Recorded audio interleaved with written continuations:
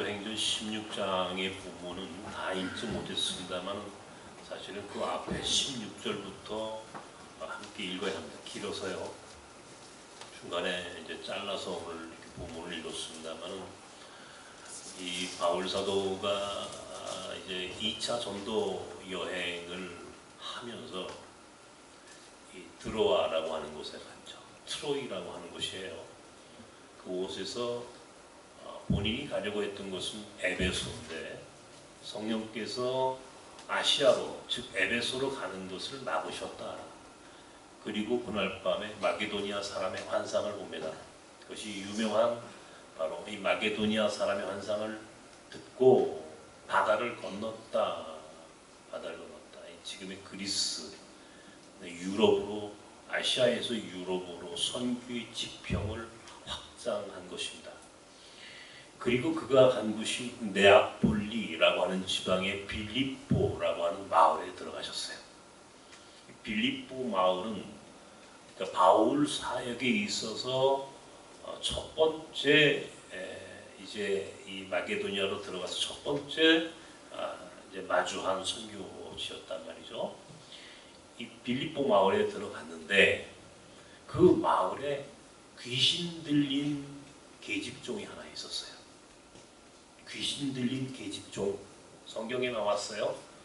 귀신이 들렸는데 이 계집종이, 귀신 들린 계집종이 점을 잘 쳤단 말이에요. 귀신이 들렸기 때문에. 그러니까 귀신 들려서 점을 치니까 이 귀신 들린 이 아이 때문에 사람들이 주인들이 이 계집종을 데리고 다니면서 점을 치게 하고 돈을 버는 사람들이 있었다 이런 말이에요. 근데 이 바울과 그 일행이, 여기서 바울과 그 일행이라고 하면 바울과 실라 그리고 누가까지, 아마 디모데도 있었을 거예요. 이렇게 바울의 동행자들이 이제 함께 들어갔다가 그곳에서 마침 이 계집종, 이 귀신 들린 아이를 만났습니다. 이 귀신 들린 아이가 바울과 실라의 바울의 일행을 쫓아다니면서 이제 자기에게 들어와 있는 이 귀신을 내쫓아 달라고 그러는 거예요. 귀신을 내쫓아 달라고 그러는 거예요. 근데 문제는 뭐냐면 이 귀신 들린 아이 때문에 돈을 버는 사람이 있었어요. 왜? 점을 잘 쳤으니까 돈을 받고 점을 쳐줬거든요. 그런데 이 아이는 귀신으로부터 해방되기, 메인 곳으로부터 풀려나기를 원했단 말이에요. 그때 바울이 이 아이를 위해서 기도합니다. 예수 그리스도의 이름으로 명하노니 나와라. 이렇게 해서 이 귀신 들린 아이로부터 귀신이 떠나가게 됐고, 그러니까 더 이상 이 아이는 점을 칠 수가 없는 거예요. 점을 칠 수 없으니까 어떤 일이 벌어졌습니까? 그 아이가 점을 쳐야 돈을 버는 사람들 입장에서는 바울과 바울의 일행들이 너무나 미운 거야. 빌립보의 관료들에게 즉각 고발을 해버립니다. 관료들은 바울과 그 일행을 끌어다가 매질을 하는 거예요. 심하게 매질을 했단 말이에요. 그리고는 감옥에 가두어 간수들로 하여금 이 죄인들을 지켜라. 죄인들을 지켜라. 얼마나 심한 매질을 당했겠습니까? 그리고 드디어 감옥에까지 갇혔단 말이에요. 그런데 그날 바울과 그 일행은 그렇게 매질을 당하고 감옥에 갇혔는데 그 감옥에서 하나님께 기도하고 찬송을 했다 그래요. 그렇게 하나님께 기도하고 찬송을 하니 지진이 일어나고 감옥 문이 열리고 그들을 채우고 있었던 착고가 풀어지는 기적 같은 일들이 일어났다는 거죠. 그런 일들이 결국 오늘 이 본문의 내용입니다. 그리고 급기야 그렇게 이제 죄인들이 풀려난 것에 당황한, 두려워하는 간수가 결국 자결하려 할 때에 바울이 우리는 도망가지 않았다. 여기 있다. 죽지 마라. 그렇게 하면서 간수로 하여금 구원을 받게 하는. 그래서 그 유명한 주 예수를 믿으라. 그리하면 너와 내 집이 구원을 받으리라. 이 말씀이 이런 배경하에서 일어난다. 오늘 제가 이 말씀을 드리는 것은 이제 우리가 이 11월 달 이제 이렇게 시작하면서 그래 우리 인생의 문제가 뭐 문제 없는 사람이 어디 있겠습니까? 모두가 다 문제를 가지고 있습니다. 살아있다는 것은 어쩌면 문제를 갖고 있다는 것을 의미하는 건지도 몰라요. 저도 몹시 힘들고 때로는 참 고통스러울 때가 있었고 물론 지금도 마찬가지입니다. 낯선의 사역을 하면서도 단 하루도 편할 날이 없어요. 단 하루도 정말 편하게 잠을 잔 날이 없어요. 늘 노심초사, 무언가에 쫓기고 문제가 생기고 그 문제들로 인해서 고민하고 그런 시간들을 여태까지 쉼 없이 살아오고 있습니다. 그런데 오늘 이 본문을 묵상하고 또 오늘 설교를 준비하면서 다시 한번 내가 어떻게 살아야 하는가 하는 것들을 다시 한번 깨닫게 되고 또 결단하게 합니다. 우리가 모두가 다 매여있는 존재들이에요. 사실은 매여있는 존재들. 오늘 성경에는 두 가지의 매여있는 사람들의 이야기를 하고 있습니다. 한 사람은 바로 빌립보에서 귀신 들려 점을 치는 이 계집종, 귀신 들린 계집종이고 귀신에 매여 있는 한 인생이 등장을 하고 있고, 두 번째는 바로 그 귀신 들린 아이를 치료함으로 거꾸로 매질을 당하고 감옥에 갇힌 바울과 그의 일행이 등장을 해요.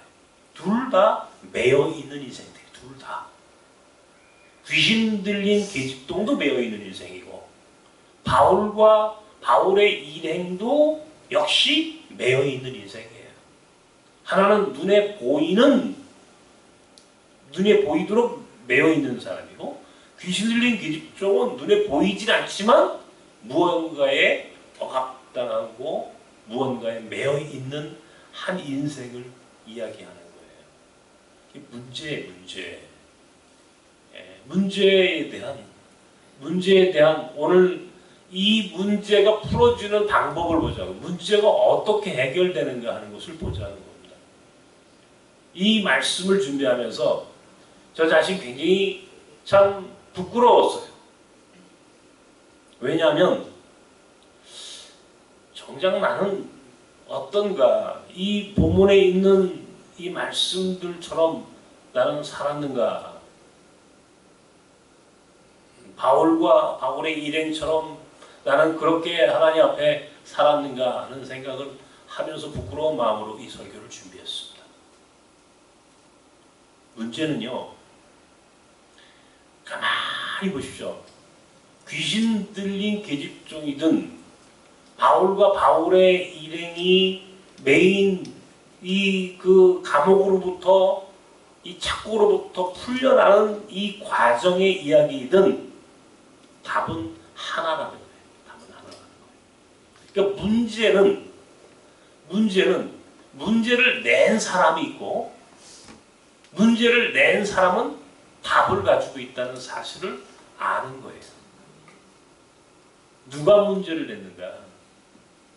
그리고 그 문제의 답은 무엇인가? 그리고 그 문제가 의도하는 의도는 과연 무엇인가? 다시 한번, 문제를 누가 냈는가 하는 것을 아는 것. 두 번째는 그 문제를 푸는 방법은 무엇인가? 그리고 궁극적으로 그 문제를 낸 주권자의 의도는 무엇이었는가? 이 세 가지가 이 안에 다 숨어져 있다는 사실을 깨닫는 거예요.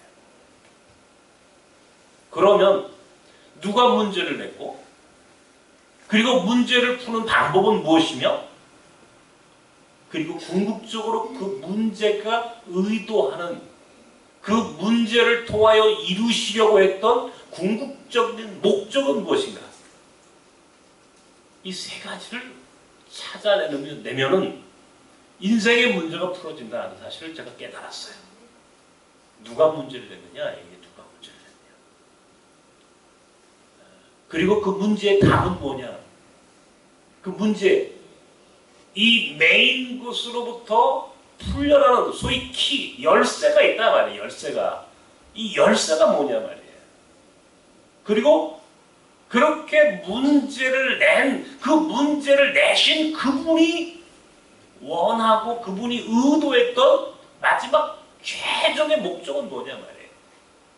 이것만 알면은 인생의 문제는 사실은 아주 쉽게 풀려질 수도 있겠다는 사실을 깨닫는 것. 저는 지나간 한 주간 동안에 이 말씀을 묵상하면서 이 세 가지를 계속 생각했습니다. 누가 문제를 냈느냐? 우리가 하나님을 주권자라고 부릅니다. 하나님을 주권자. 모든 것을 주관하시는 분이다. 그런 말이에요. 문제를 내신 분은 하나님이세요. 문제를 내신 분은 하나님이다. 우리 인생의 문제를 내신 분은 하나님이다. 여러분의 문제를 누가 냈느냐? 문제의 출제자가 누구냐? 하나님이세요. 이거를 아는 것이 첫 번째. 누가 문제를 냈는지 알면은, 그러면 그분은 답을 알고 있는 거야. 문제를 낸 사람이니까 답을 알고 있죠. 하나님이 문제를 내셨다면 하나님이 답이야. 하나님이 답이야. 그리고 그 답을 풀어내기 위해서 이 땅에 예수 그리스도가 오셨어요. 바로 십자가. 키는 예수 그리스도 십자가. 예수 그리스도. 귀신 들린 아이, 귀신 들린 계집종, 그 귀신에게 매여 있는 그 계집종이 자유함을 얻는 과정 보십시오. 바울이 예수 그리스도의 이름으로 그 귀신을 내쫓아요. 예수 그리스도의 이름으로 내쫓아요. 베드로와 요한이, 베드로의 사도행전 맨 앞에 보면은 베드로와 요한이 예루살렘 성전에 들어갈 때 안진뱅이 그 거지를 만납니다. 그때도 똑같아요. 거기서 누군가 그러면 내게 없거니와 내게 있는 것으로 명하노니 예수 그리스도의 이름으로 일어나 걸어라. 예수 그리스도라고 하는, 예수님이라고 하는 존재를 그렇게 증거해요. 인생의 문제는, 죄의 문제를 비롯해서 내가 가지고 있는 모든 문제의 키는 바로 예수 그리스도라고 하는 그분이 해결해 주신다. 예수님이 그 예수 그리스도의 은혜와 능력이라고 하는 것이 우리 인생의 문제를 해결해 주는 답이다. 이게 굉장한 발견이에요. 사람들이 문제를 딱 갖고 이 문제를 푸는 방법을 한번 잘 보십시오. 문제가 나타나면요, 사람들이 허둥지둥합니다. 당황해요. 그래서 세상의 힘을 빌려요. 세상의 권력자들을 따라갑니다. 돈으로 해결하려고 해요. 그런데요, 진정한 해결의 방법은 예수 그리스도예요. 예수님 외에는 그 문제를 풀어낼 사람이 없다는 사실을 깨닫는 것이 지혜로운 사람의 모습이란 말이에요. 바울과 바울의 일행이 억울하게 매를 맞고 옥에 갇혔습니다. 보통 사람들 같으면 어떻게 되겠습니까? 예? 억울하게 옥에 갇히면 원망하고 불평하지 않겠어요? 그런데 그날 밤 바울과 그의 일행들은 기도하고 하나님을 찬송했다. 기도하고 찬송했다. 기도하고 찬송했더니 하나님께 기도하고 찬송했더니 그날 그 찬송과 기도를 통하여 지진이 일어나 옥문이 열리고 그들이 차고 있던 착고가 풀려지는 기적 같은 일들이 일어났다. 단순히 기도, 찬송, 우리가 쉽게 이야기하지만 사실은 이런 상황에서 기도하고 이런 상황에서 찬송한다는 것은 이건 굉장한 거예요. 여러분 어떠세요? 정말 고통스러운 현실 앞에서 기도하고 찬송할 수 있습니까? 물론 우리는 그렇게 살아야만 합니다. 그런데 정말 심각한 위기 가운데 우리가 하는 우리의 모습을 보면은 기도하고 찬송하기보다는 사실은 하나님을 원망하고 불평하는 우리 자신의 모습을 발견하게 돼요.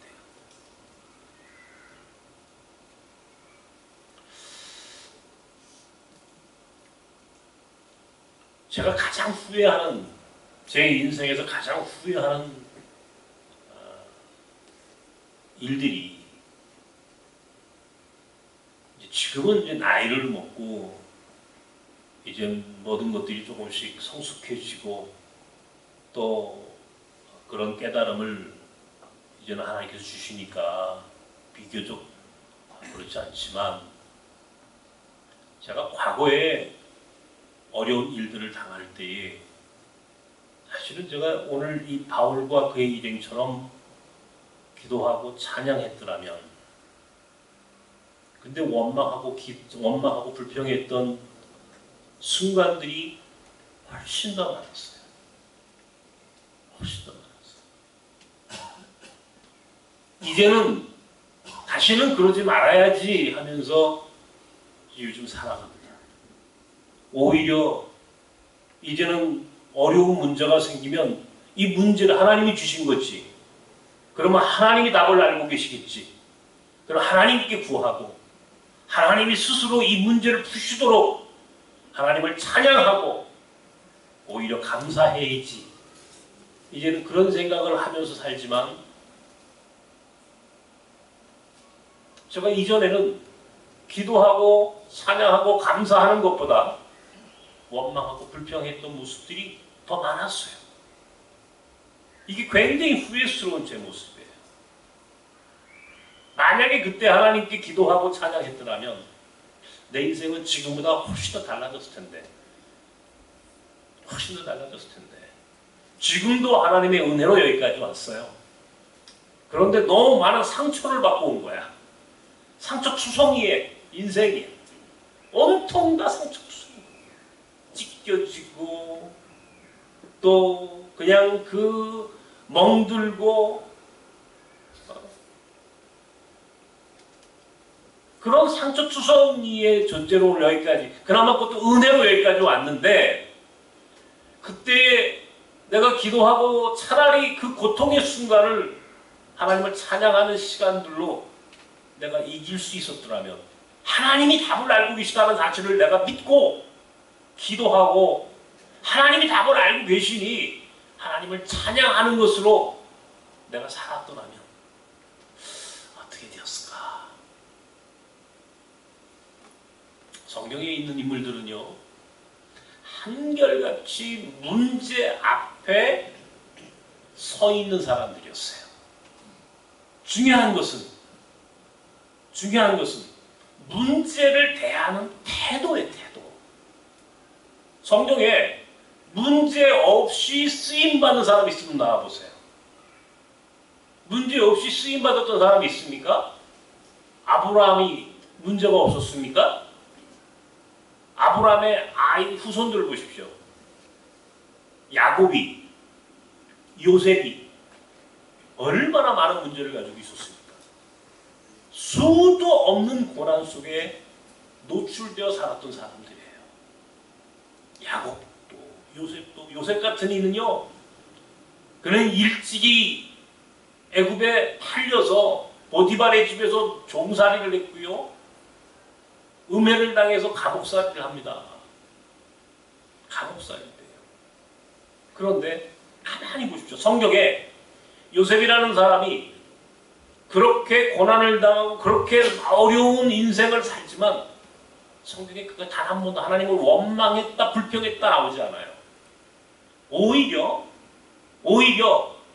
그는 하나님 앞에 자신에게 주셨던 꿈과 비전을 품고 일관성이 있는, 정말 일관성 있게 침묵하면서 하나님을 원망하기보다는 하나님이 내게 선한 뜻이 있겠지라고 하는 믿음 가운데 그는 한 발 한 발 앞으로 갑니다. 다니엘이라고 하는 사람이 옥살이를 하면서 원망했다, 불평했다 이야기 나와요? 욥이라는 사람이 자기의 아이들이 자기의 재산을 다 잃어버리고 자신의 자녀들마다 다 죽었을 때에도 그런 하나님을 원망하거나 불평하지 않았다. 오히려 하나님을 찬송했다, 찬양했다. 이 인간으로서는 대단한 경지에 이른 거죠. 그런데 어찌되었든 간에 재산을 잃고 건강을 잃고 하물며 자기가 가장 사랑하는 자기의 자녀들을 잃는 그 순간마저도 원망하거나 불평했다? 그러지 않았다는 거예요. 오히려 하나님을 찬양했고 하나님께 영광을 올렸다. 그랬더니 요셉이 이스라엘 민족을 구원하는 구원의 방주가 됐고, 다니엘이 하나님이 위대하게 쓰시는 선지자가 됐고, 욥이 정말 하나님이 인정하시는 축복의 상징 같은 인물이었단 말이에요. 반면에 광야의 히브리 백성들은 40년 동안 그들이 광야길을 걸으면서 물이 없을 때에, 마실 물이 없을 때에 원망했고, 그들이 홍해를 마주했을 때에 모세를 통하여 하나님을 원망했고, 먹을 것이 없을 때 그들이 원망했고, 그들이 어디로 가야 할지 갈 바를 알지 못했을 때 하나님께 원망했고, 그냥 그 백성들은 조그만 문제가 나타나도 그냥 그 문제 앞에 스스로 매몰되고 말았다는 거예요. 원망하고 불평하는 백성들의 전형이에요. 문제를 대하는 태도가 달라. 그러니까 그 백성들은 그 문제를 대하는 태도에 의하여 광야에서 다 죽여요. 하나님이 살려놓지 않더라고. 문제를 대하는 태도가 어떠한가에 따라서 하나님이 위대하게 쓰시는 인생이 될지, 아니면 하나님이 그 백성을 그 문제에 매몰되어 죽게 하실지, 이거는 문제를 대하는 태도, 그 문제를 바라보는 우리 자신이 어떤 태도로 우리 인생의 문제를, 내 고난의 문제를 받아들이냐에 따라서 결국 달라지는 거예요. 바울과 바울의 동행자들은 비록 그들이 매를 맞고 억울하게 옥살이를 하는 그 순간에도 하나님께 기도하고 찬양했다. 찬양했다. 그러니 기도하고 찬양하는 그날 밤 지진이 일어났고 가문문이 열리고 그들을 채웠던, 그렇게 매었던 것들이 풀려나는 기적 같은 일들이 일어났다라고 하는 거예요. 어떻습니까? 우리 인생의 문제를 풀어가는 방법이, 문제를 내신 분이 하나님이시다면 그 문제를 푸는 방법도 하나님이 알고 계시는 거예요. 그 문제를 푸는 키를 하나님이 갖고 계신 거야.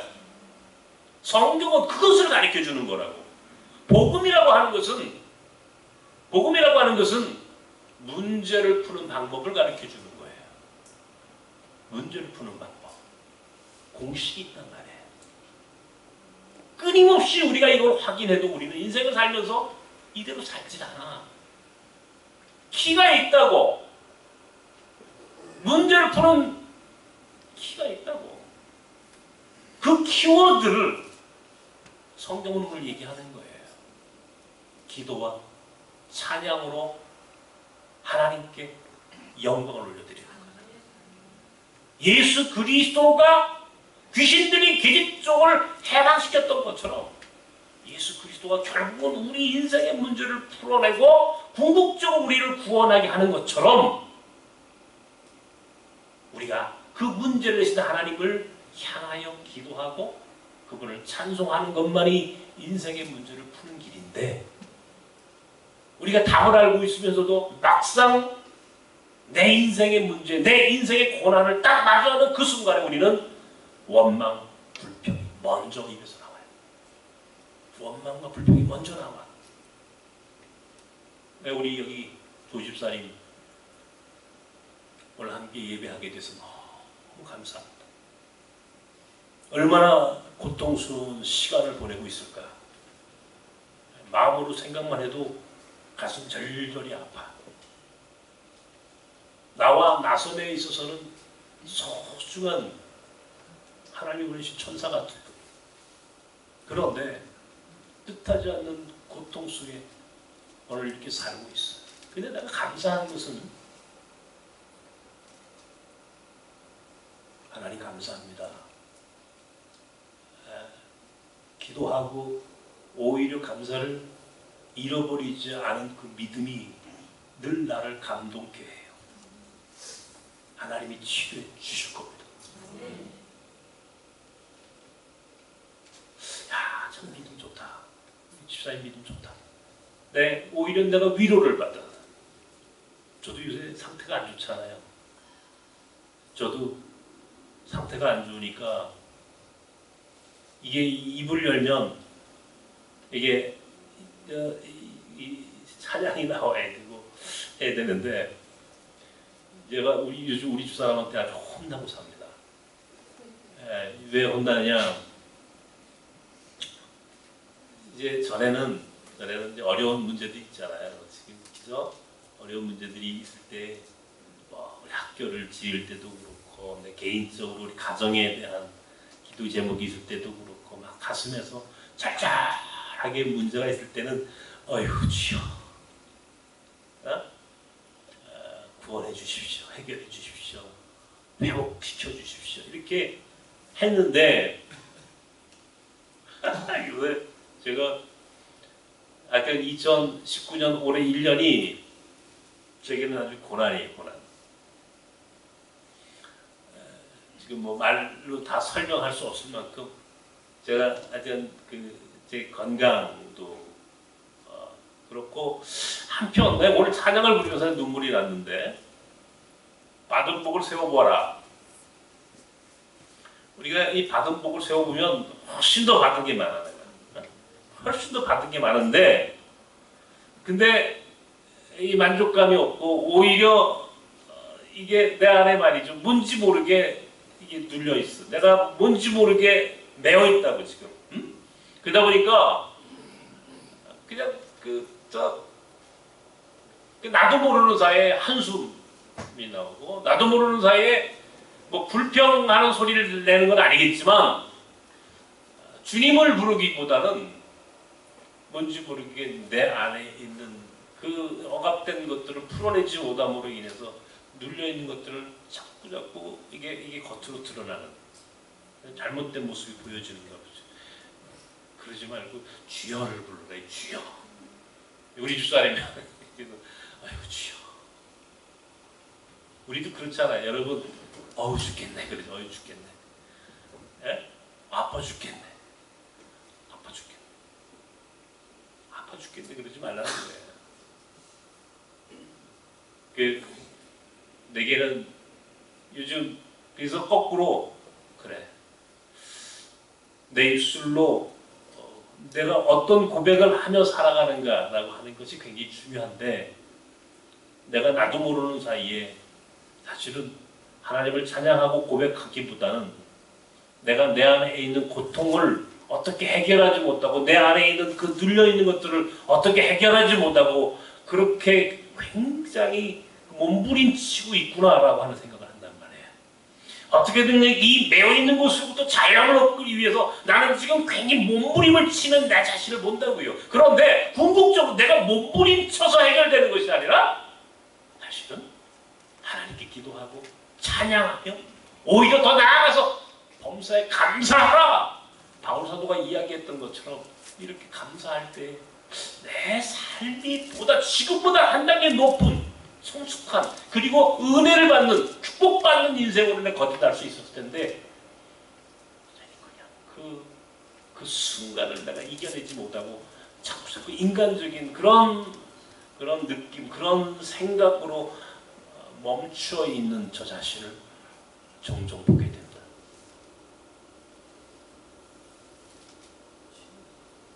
내가 우리 호잡 선교사를 참 높이 평가하는 이유가 있어요. 얼마 전에 전화했더니 이제 또 병원을 갔다 왔어요. 새벽에 응급실에 또 실려 갔다 왔어요. 벌써 두 번째 지금 본인이 지금 어딘가에 그 편치 않은 지금 그런 상황인 것 같아요. 이제 11월 이제 중순 조금 넘어서 한 일주일 잠시 한국에 들어오라고 했습니다. 와서 또 몇 가지 일들을 또 해야 할 일들이 있고 제가 와서 꼭 이번에는 병원을 가봐라 이제 이렇게 종합 검사를 한번 해야 되는데 제가 이 호자 선교사한테 감동받는 것은 가끔 일주일에 한 번 정도 저한테 전화를 해요. 전화해요. 목사님 어떠세요? 목사님 건강 어떠세요? 내가 안 좋다는 얘기 어디서 들었는지. 그럼 호자또는 어떤가? 뭐 또 나도 묻죠. 그죠? 하나님의 은혜로 전 잘 지내요. 하나님의 은혜로 잘. 그 입이 이게 복 받는 입이야. 그 입이 복 받는 입이야. 아 저게 목사님 많이 힘들어요. 힘들어 죽겠어요. 이러지 않아. 목사님 뭐 나이 먹어서 그렇겠죠. 저 은혜로 잘 살아요. 야, 저 친구 나보다 훨씬 더 복받을 친구다. 복받을 친구. 하나님의 은혜로 살아요. 하나님의 은혜로 잘 살아요. 아프지만 하나님의 은혜로 여기까지 왔어요. 감사해요. 자기 입술로 범죄하지 않아요. 입술로 범죄하지 않는 것. 입술로 자기 목을 차버리지 않는 것. 이거 굉장히 중요한 은사예요. 여러분 어떠세요? 입술로 하나님이 주시려고 하는 은혜가 있고 하나님이 주시는 복이 있는데 입술로 차버린 적은 없습니까? 저는 그게 후회된다 이런 얘기예요. 참 목사로서 부족하고 참으로 미성숙했던 모습을 저는 인정해요. 아마 지금도 여전히 제게는 그렇게 아직도 성숙하지 못한 신앙인의 모습이 남아있는 것 같아요. 그런데 이제 원망과 불평에서 기도와 찬양으로 내 삶을 바꿔야 되겠다 생각했습니다. 우리 한번 바꿔봅시다.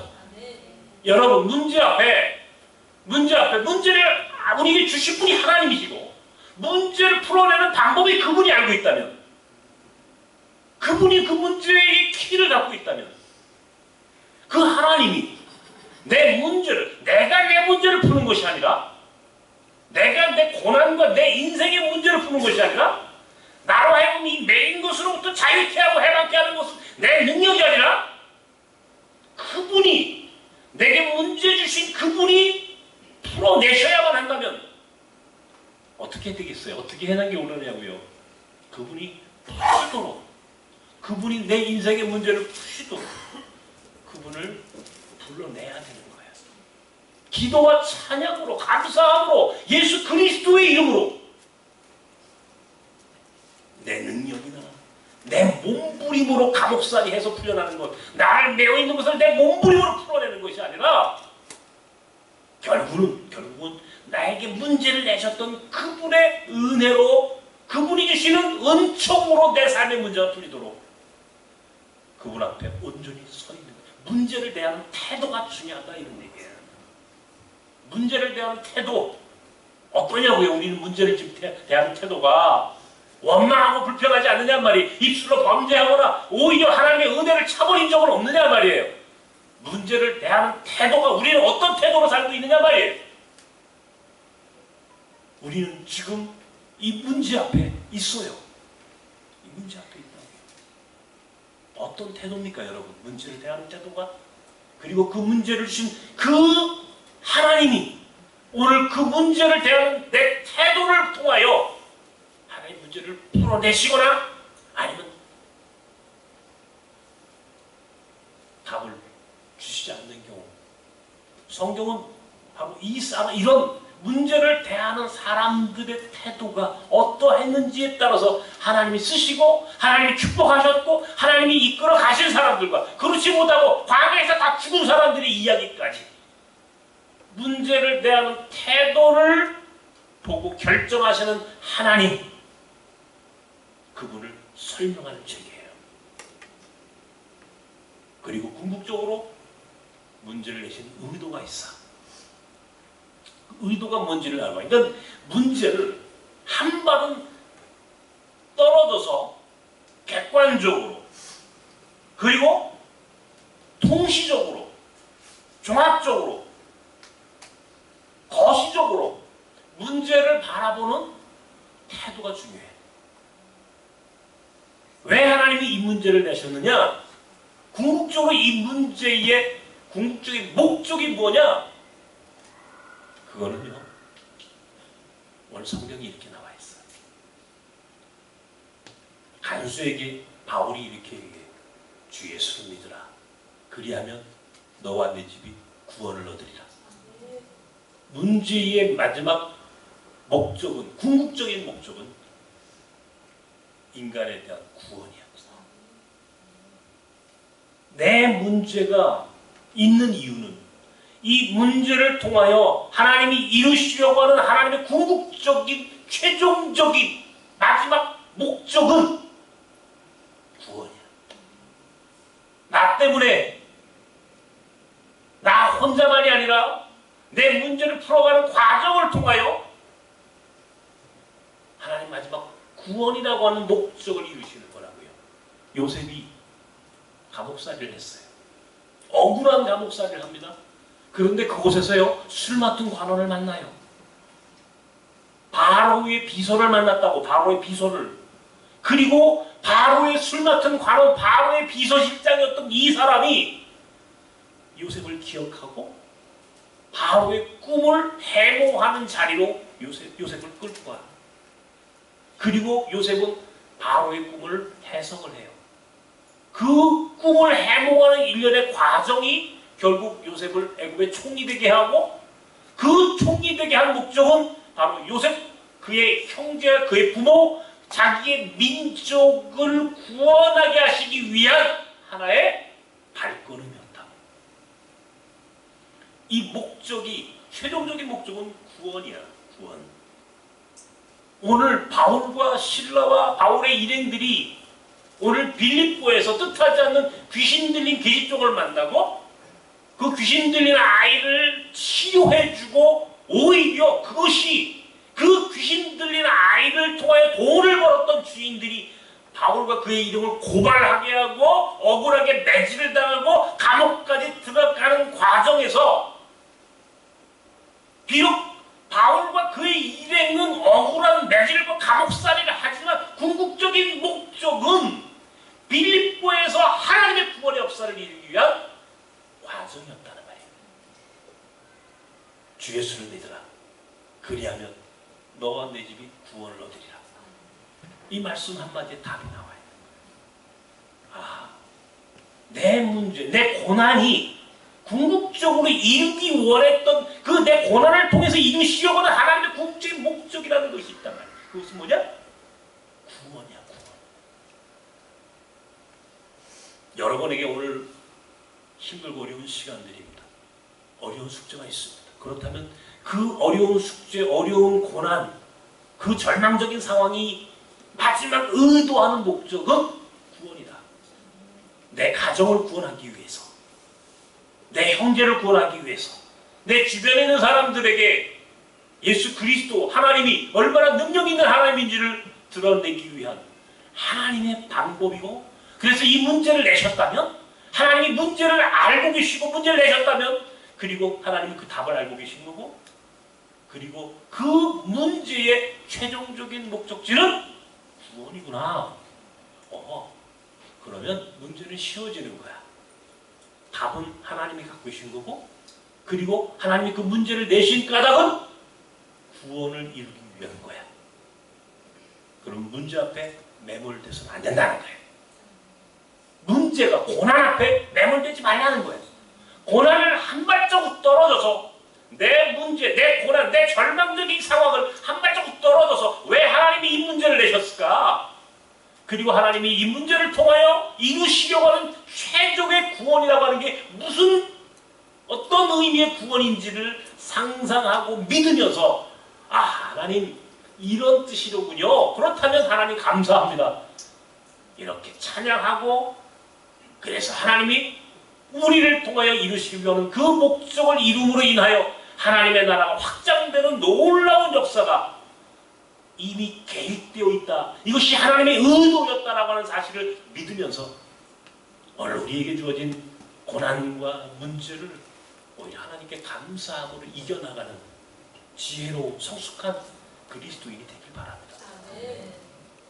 그렇게 해서 우리 나섬 사람들, 우리 한 분 한 분이 정말 그렇게 주시는 하나님의 은혜로 승리하고, 마지막 하나님 내게 주신 이 고통과 이 문제들로 인하여 하나님의 뜻을 이루시옵소서, 이렇게 기도하며 하나님을 찬양하는 저와 여러분이 되기를 주님의 이름으로 축원합니다. 하나님 아버지, 우리 앞에 어려운 숙제들이 있습니다. 문제가 있습니다.